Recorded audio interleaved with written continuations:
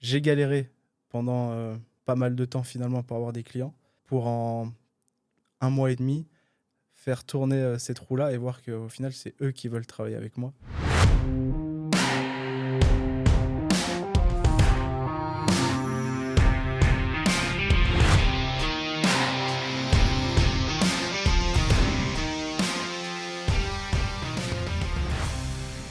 Théo Vandenamel, entraîneur de ski alpin et aussi maintenant préparateur mental. J'ai toujours été dans le monde du ski, j'ai toujours été dans cet univers-là, tous les hivers à faire du ski. J'ai été athlète de haut niveau quand j'étais plus jeune et après je suis devenu dans une suite logique entraîneur. Et en étant entraîneur, j'ai vu qu'il me manquait pas mal d'outils pour amener les athlètes encore plus loin, encore plus haut. Et du coup, je me suis formé en préparation mentale. D'ailleurs, c'était avec toi à l'époque. Et c'est comme ça que j'ai goûté à la préparation mentale. Et plus j'en faisais, plus je voulais me former. Et plus je voulais me former, plus je voulais en faire. Je me suis retrouvé à être à 100% dans la préparation mentale aujourd'hui. Et j'adore ce que je fais.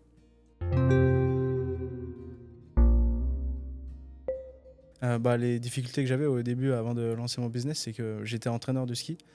J'avais l'impression que je pouvais pas faire les deux en même temps, que je devais être soit entraîneur, soit préparateur mental.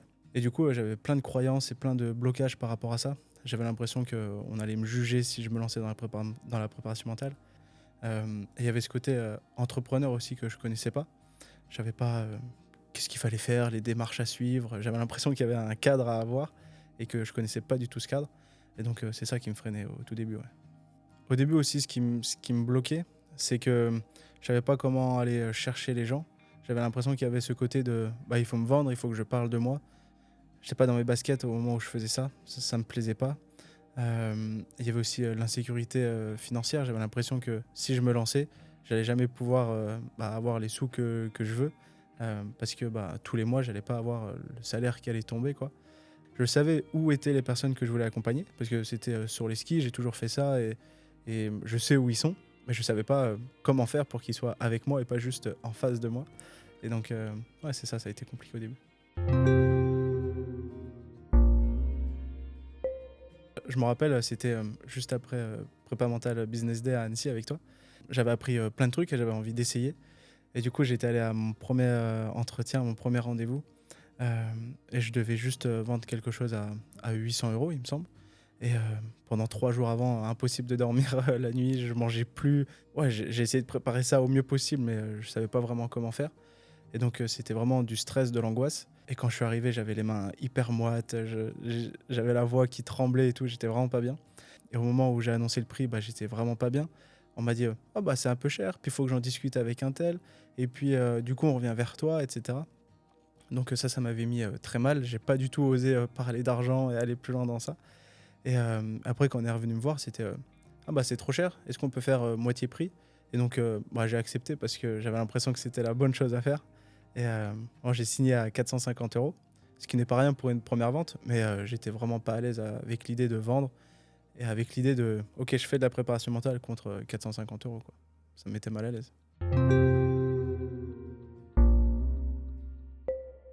La première chose que ça m'a apporté, en fait, je me rappelle très bien, c'est de croire que c'est possible de vivre de la préparation mentale, ou en tout cas de faire de la préparation mentale, de m'autoriser à le faire et à gagner de l'argent pour ça. C'est cette idée de oui, c'est possible, et il y a juste une bonne chose à faire, ou des choses à faire pour que ça marche.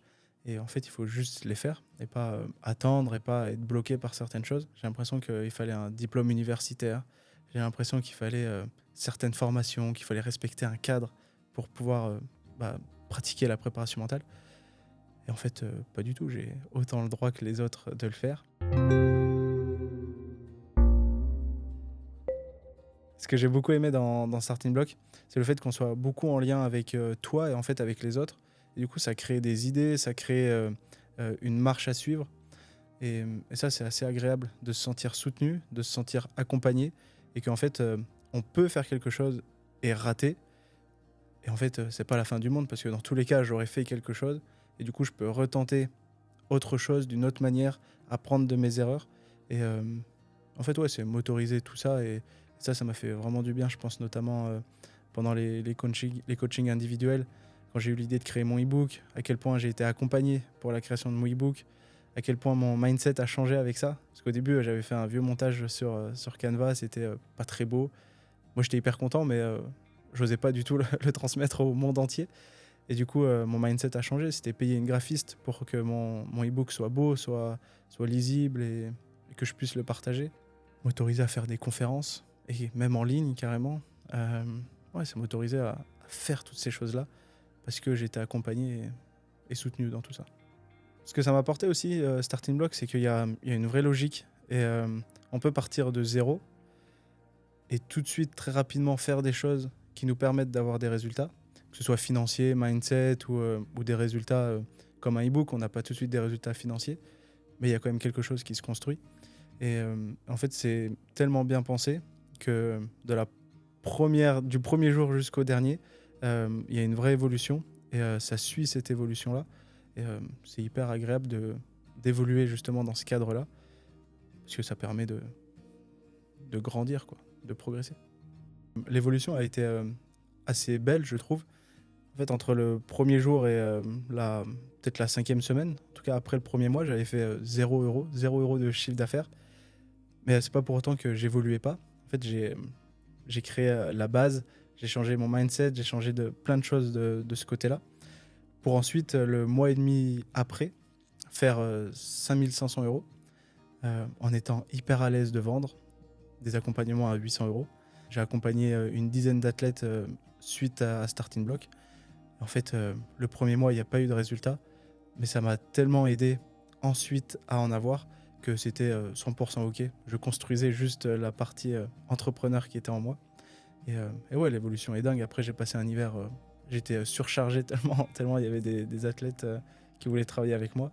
J'ai même dû en mettre sur la touche pour la fin de l'hiver, tellement j'étais complet. Bah, en fait, je pense que c'est dans ce premier mois dans Starting Block où on crée les bases, mais on crée surtout le véhicule et le moteur du véhicule pour qu'il puisse avancer.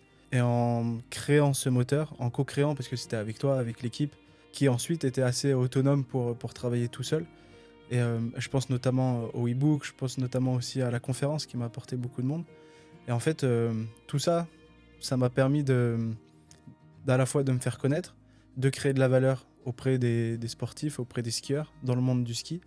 Et du coup, évidemment, quand les jeunes skieurs pensaient à faire de la préparation mentale, ils pensaient à moi parce qu'ils avaient soit vu mon e-book qui passait, soit ils avaient entendu mon podcast, du coup ils avaient déjà entendu ma voix, ou alors ils sont tombés sur ma conférence au milieu de l'hiver, et donc ils pensaient à moi pour travailler avec eux. Et ce qui m'a amené à être débordé pendant l'hiver, j'ai dû mettre des personnes sur la touche pour travailler avec eux plus tard. Et ouais, en fait, je pense que d'avoir créé ce moteur-là, ça m'a permis par la suite juste d'attendre les clients pour qu'ils viennent avec moi, et pas d'aller les chercher je ne sais pas où d'ailleurs. Ah ouais, c'était hyper agréable de voir que j'ai galéré pendant pas mal de temps finalement pour avoir des clients, pour en 1 mois et demi faire tourner cette roue-là et voir qu'au final c'est eux qui veulent travailler avec moi.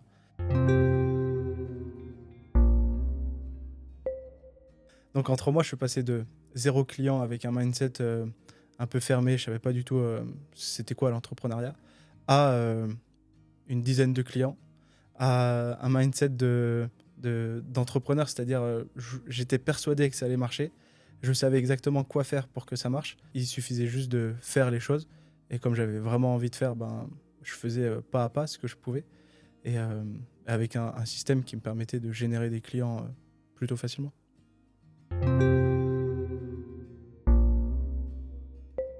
La chose, c'est peut-être la chose que je te dis le plus souvent, c'est merci. Merci pour tout ce parcours, parce que tu fais prendre conscience que c'est possible.